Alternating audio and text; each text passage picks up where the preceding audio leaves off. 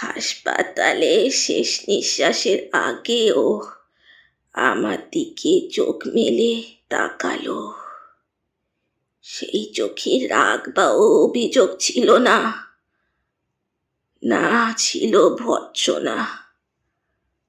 বিড়বিড় করেও বলল, আমাকে আমাকে তুমি ফাঁকি দিতে পারবে না।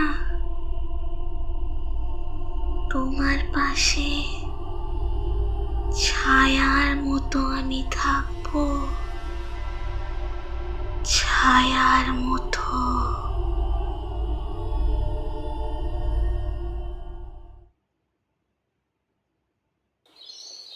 মিস হাজারিকা একটু থামলেন।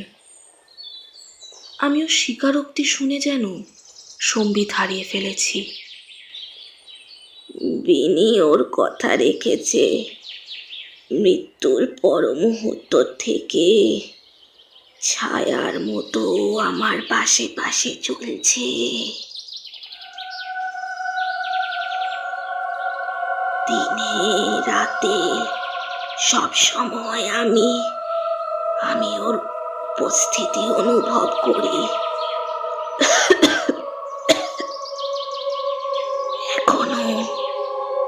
এখনো আমার পাশে বসে আছে।